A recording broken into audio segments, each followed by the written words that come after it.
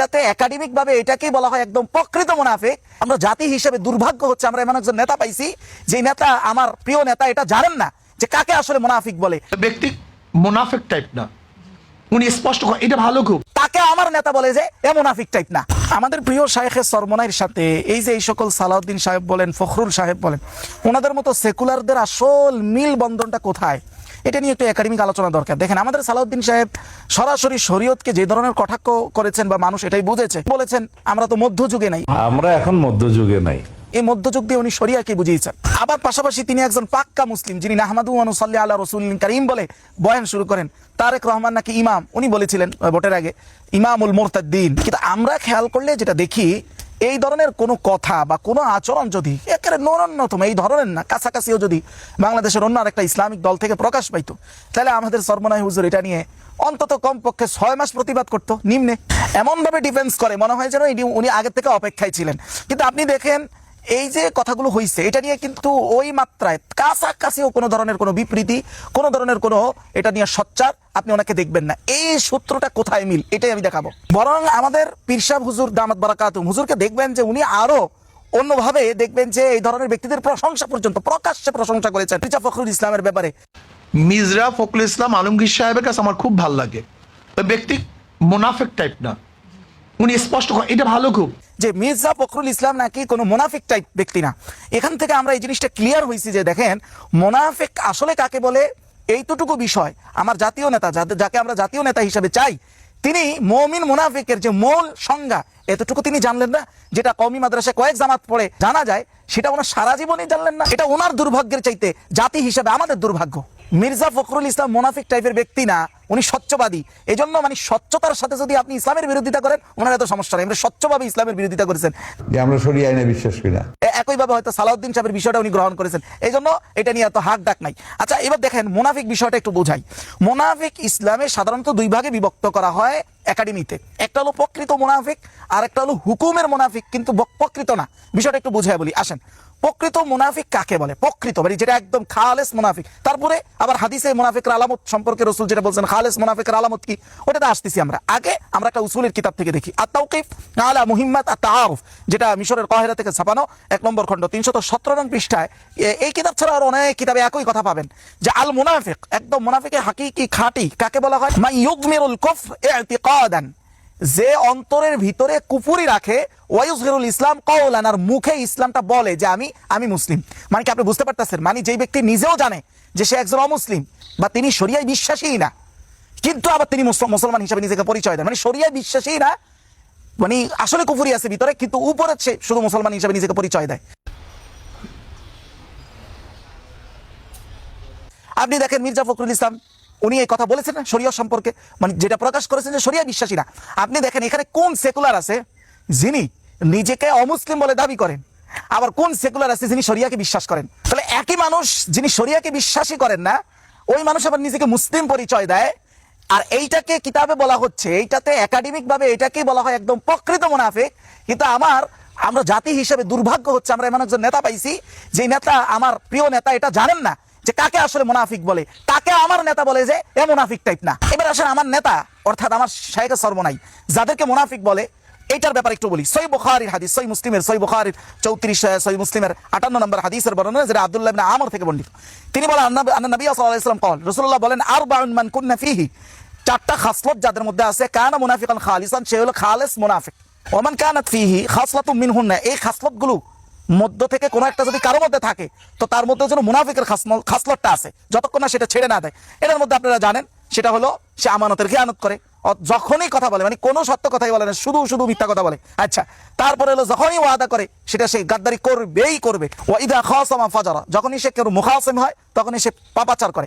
এখন এই হাদিসের শাব্দিক থেকে তো এরকমটাই বোঝা যায় যে 4টা দোষ কার মধ্যে থাকলে সে নিশ্চিত মুনাফিক। হাদিস কি আসলে এটা বুঝাচ্ছে? আসেন আমরা এটার ব্যাখ্যায় যাই। ফামানি তাসাফা মিন আহলি তাওহীদ বিশাইইন মিন যালিক ওয়াকা ফি নিফাকিল আসগর, যে বলতেছে কার ভিতরে কুফরি নাই কিন্তু এই গুণাবলীগুলো তার মধ্যে পাওয়া গেছে, তাহলে তাকে মুনাফিকে আসগার ছোট মুনাফিক বলবে, বা অন্য ভাষায় হুকুমগত দিক থেকে মুনাফিক মানে প্রকৃত মুনাফিক না। একই কথা মাজমুয়া ফতোয়ায় 11 নম্বর খণ্ড 140 নং পৃষ্ঠায় শাইখুল ইসলাম ইবনে তাইমিয়া রাহিমাহুল্লাহ এনেছেন। এখন ইবনে তাইমিয়ার কথা যদি কারো কাছে আবার গ্রহণীয় কম হয়, সব সালাফদের কথা এটাই যেটা তিনি বলতেছেন। কি বলতেছেন দেখেন, আন নিফাকু ইউতলাকু আলা নিফাকিল আকবার। মুনাফিক বলতে মূলত ওই মুনাফিকটাই, মানে ইসলাম যেটাকে আসল মুনাফিক বলে সেটা হলো ওই মুনাফিক যে নিজে জানে যে সে শরিয়ায় বিশ্বাসী না, সে আসলে কাফের। ভিতর থেকে সে নিজে জানে যে সে আসলে ওই রকম করে মুসলিম না, কিন্তু সামাজিক কারণে সে নিজেকে শুধু মুখে মুখে মুসলিম প্রকাশ করতেছে। এটা হলো প্রকৃত মুনাফিক। আর শরিয়া যখন কাউকে মুনাফিক বলে তখন আসলে ওই মুনাফিকটাই বুঝায় ওয়াহুয়া ইদমারুল কুফর, আর সেটা হলো কুফুরিকে ভিতরে লালন করা। কুফুরি শুধু আলামত বাহিরে দিয়ে আছে এতটুকু না। তাহলে আলামতটা দ্বারা রাসূল কি বুঝাইছেন সেটা হলো, দেখেন একজনের মধ্যে আলামত আছে, না আপনার মধ্যে জ্বরের আলামত আছে কিন্তু জ্বর নাই, সম্ভব কিনা? নিশ্চয়ই সম্ভব। একইভাবে আপনি দেখেন কারো মধ্যে আপনার ইমাম মাহদির আলামত প্রকাশ পেয়েছে, তার মানে কি সে নিশ্চিত ইমাম মাহদি? না, আলামতটা শুধু সহযোগী হিসাবে দেওয়া হয়। একইভাবে ইবনু সাইয়াদ নামে যে একজন ইহুদি বালককে সাহাবায়ে কেরাম কসম করে সহিহ মুসলিমের সহিহ বুখারীর হাদিস বলেছে সে দাজ্জাল, অথচ পরে দেখা গেছে সে মুসলমান হয়ে গেছে। তো দাজ্জাল তো আর কোনোদিন মুসলমান হবে না, নিশ্চিত হয়ে গেছে যে সে আসলে দাজ্জাল ছিল না, কিন্তু সন্দেহ করা হয়েছে। কি জন্য? কারণ তার মধ্যে নিশ্চিত দাজ্জালের একাধিক আলামত তখন পাওয়া গেছে। তাহলে আলামত পাওয়া যাওয়া আর সত্যি সে সেটা হওয়া, এটা দুইটা ডিফারেন্ট জিনিস। যে সত্যি সত্যি মুনাফিক তার মধ্যে আলামতগুলো নিশ্চিত থাকবে, কিন্তু আলামত থাকা মানে সে সত্যি সত্যি মুনাফিক না। এবং তিনি ওই মুনাফিকের হাদিসটা উল্লেখ করে বলতেছেন যে যাকারা যালিকা তিরমিজি গায়রু, ইমাম তিরমিজি সহ একাধিক উলামায়ে কেরাম এটাই বর্ণনা করেছেন। উনি এই কথাও বলছেন গায়রু ওয়াহিদ মিনাস সালাফ, মানে অধিকাংশ সালাফরা এই কথাটা বলছেন যে কুফরুন দুনা কুফর। এই কথাটার অর্থ কি? মানে কুফর কিন্তু কুফর না, মানে এটা কুফরের মতো কিন্তু কুফর না। একইভাবে নিফাকুন দুনা নিফাক, এটা মুনাফিকের মতো কিন্তু আসল মুনাফিকি না। শিরকুন দুনা শিরক, এটা শিরকের মতো কিন্তু আসল শিরক না। যেমন রাসূলুল্লাহ বলেছেন মান তারাকা সালাত মুতাআম্মিদান, যে ইচ্ছাকৃতভাবে নামাজ ছেড়ে দিবে ফাকাত কাফারা, সে কুফরি করলো। এটার ক্ষেত্রে উলামায়ে কেরাম কি ব্যাখ্যা করেন যে কুফরি করলো মানে হলো আসলে কুফরুন দুনা কুফর, এটা কুফরির মতো কিন্তু কুফরি না। এটা তো অনেকের ব্যাখ্যা, শত শত আলেমদের ইমামদের ব্যাখ্যা। এক পর্যায়ে তারা বলছে এটার দ্বারা উদ্দেশ্য হলো যে ব্যক্তি নমাজকে ওপেনলি অস্বীকার করছে, এটা দ্বারা তার উদ্দেশ্য। তো রাসূলের যে মুনাফিকের হাদিস এটার দ্বারা এটা উদ্দেশ্য না যে চারটা আলামত কারোর মধ্যে পাওয়া গেলে নিশ্চিত সে মুনাফিক, কিন্তু যে মুনাফিক তার মধ্যে চারটা আলামত নিশ্চিত পাওয়া যাবে। কিন্তু এমন হতে পারে যে কারোর মধ্যে আলামত পাওয়া গেছে কিন্তু সে প্রকৃত মুনাফিক না। তাহলে প্রকৃত মুনাফিক হলো যারা শরিয়াকে বিশ্বাসই করে না, এটাও বলছে, আবার মুসলিম হিসেবে নিজেকে পরিচয় দিছে। আর আমাদের দুর্ভাগ্য হলো আমরা এমন একজন নেতা পাইছি যার এতটুকু জ্ঞান নাই। এটা আমাদের দুর্ভাগ্য, ওনার দুর্ভাগ্য না, এটা আমাদের দুর্ভাগ্য জাতি হিসেবে, যিনি মুনাফিকের এই প্রকৃত সংজ্ঞাটাও জানেন না। এখন তিনি আরেকটা দলকে বলেন যে মাথার মধ্যে ইসলাম গুপ্ত রাখে, ওনাদের মাথার মধ্যে ইসলাম গুপ্ত। তা আপনার সমস্যা কি আমার প্রিয় শায়েখ? বলেন তো আমরা কবে এগুলো থেকে বের হয়ে আসবো? আল ওয়াসিত ফি তাফসিরুল কুরআনুল কারীম, যেটা মোহাম্মদ সাইদ আত-তানতাউই লিখেছেন, কাহিরা থেকে প্রকাশিত 5 নম্বর খণ্ড 5 নম্বর পৃষ্ঠা। এখানে স্পষ্ট এসেছে মিনাল মারুফি তারিখিয়ান, ঐতিহাসিকভাবে এটা একবার প্রসিদ্ধ যে আনা নবী সাল্লাল্লাহু আলাইহি ওয়াসাল্লাম মাকাসা, রাসূলুল্লাহ সাল্লাল্লাহু আলাইহি ওয়াসাল্লাম নবুতি পাওয়ার পরে তিনি ইয়াদউন্না সিররান ইলা ইবাদাতিল্লাহ, তিনি ইসলাম গোপন রেখেই 3 বছর দাওয়াতের কাজ করেছেন, সালাসা সিনিন 3 বছর। তারপরে আল্লাহ তাআলা আয়াত নাযিল করেছেন যে ফাসদা বিমা তুমার, আজকে থেকে আপনার প্রতি আসা সকল আদেশ আপনি প্রকাশ্যে বলেন। এখন আজকের দিনের কোন রাজনৈতিক দলের দ্বারা তো আর কোনো আয়াত আসবে না, আয়াত আসবে? তাহলে আজকে আপনি কতক্ষণ কতটুকু গোপন রাখবেন, কতটুকু প্রকাশ করবেন, এটা তো নির্ধারণ হবে আপনার রাজনৈতিক প্রজ্ঞার উপরে। আর কেউ গোপনে কাজ করার অর্থ এটা তো কোনো হারাম না। কেউ যদি কোনো জিনিস কৌশলগতভাবে গোপন রাখে এটা তো হারাম না, কোন সময়ের জন্য এটা হারাম না। হ্যাঁ, কখন কোনটা করণীয় সেটা রাজনৈতিক দলীয়ভাবে তারা নির্ধারণ করবে। এটা নিয়ে আমার মতে পীর সাহেবের চুলকানি থাকবে কেন? মানে এটা তো পুরোপুরি একটা ওভার অ্যাক্টিং, মানে এটা তো দাওয়া না, একবারে জলজ্জান্ত অন্যকে ঘায়েল করা, এটা টোটালি দাওয়া না, এটা ঘায়েল করা ছাড়া আর কোনো কিছু না। এই ঘায়েল করার মিশন, এটা কি কখনো দাওয়াতি মিশন হয়? আর ওই দল, আমার দল কি কোনোদিন এই গায়ল করার মিশন দিয়ে ইসলামের নামে স্লোগান হবে সর্বোচ্চ প্রতিষ্ঠা? অসম্ভব। তারপর তিনি বলেন গায়ের মধ্যে ইসলাম গুপ্ত। তার মাথার মধ্যে করছি, চেহারার মধ্যে, শরীরের মধ্যে।